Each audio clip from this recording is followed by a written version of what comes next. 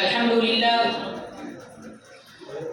لله نحمده ونستعينه ونستغفره ونؤمن به ونتوكل عليه ونعوذ بالله من شرور أنفسنا ومن سيئات أعمالنا من يهد الله فلا مضل له ومن يضلله فلا هادي له ونشهد أن لا إله إلا الله وحده لا شريك له ونشهد أن سيدنا ومولانا محمدا عبده ورسوله صلى الله عليه وعلى آله وبارك وسلم تسليما كثيرا أما بعد. سماحة فضيلة الشيخ رئيس البرنامج والإخوة الفضلاء والعلماء النبلاء، إن الحركة للتحرير من الهند موضوع هام لنا، لذلك اخترت هذا الموضوع بهذه المناسبة السنوية لألقي أمامكم مشاعري وأحاسيسي حول هذا الموضوع. يا إخواني في الدين، هذا من المعلوم لديكم أن بلادنا للهند كانت منبعا للوثنية البغضاء الفحشاء. إنها كانت أكبر مركز للوهميات والخرافات. أهاليها كانت بعيدة كل البعد عن الإنسانية وشرافتها، عن الإنسانية وكرامتها، عن الإنسانية وخصائصها. إنها تعيش عيشا جاهليا، عيشا ضلالا، عيشا فاسقا، عيشا باطلا، عيشا يعدل عن المنهج القويم المستقيم، عيشا أقرب وأشبه بالحيوانية والوحشية، حتى جاء البطل الإسلامي الجليل محمد بن قاسم فنادى أول مرة في دياجير الكفر والشرك كلمة لا إله إلا الله، ونور البلاد بالنور الرباني، ورفرف راية الإيمان. ثم تسلسلت الفتوحات الإسلامية للإسلام والمسلمين في هذه البلاد العريقة في الزيغ والضلال، وتدور شأنهم شرقا وغربا، شمالا وجنوبا، حتى آلت الحكومة الإسلامية في أسرة مغل التي تولت إلى مدة مديدة، لكن ملوكها الآخرين تغفلوا وتعيشوا، تقاتلوا وتخالفوا، تكاسلوا وتناكبوا. إنهم شغلوا بالمشاغل الذاتية، أعرضوا عن المهمات الحكومية. إنهم شغلوا بالمصالح الفردية، أعرضوا عن الواجبات الرعية، أعرضوا عن الفرائض الأساسية، أعرضوا عن التضحيات الجبارة الضخمة. يا إخواني في الدين، هذا في جانب، وفي جانب آخر أن الإنجليز كان في مرصد.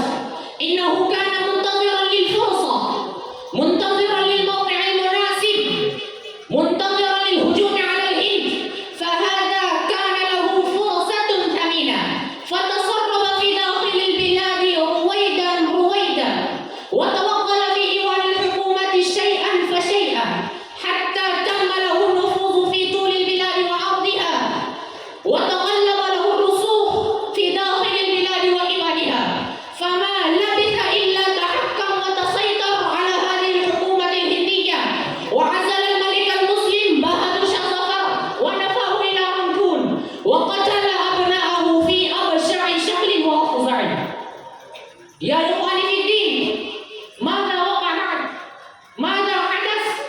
إنه تسيطر ظالما جابرا، تسيطر حاقدا حاسدا، تسيطر شاطرا قاتلا، تسيطر جائرا غاشما، تسيطر منتقما للإسلام والمسلمين، فوضع السيف في أهاليها، وقتلهم قتلا، وسفكهم سفكا، وعذبهم عذابا نكالا، واستعبدهم استعبادا، ونهبهم نهبا، وحبسهم حبسا، وظلمهم ظلما،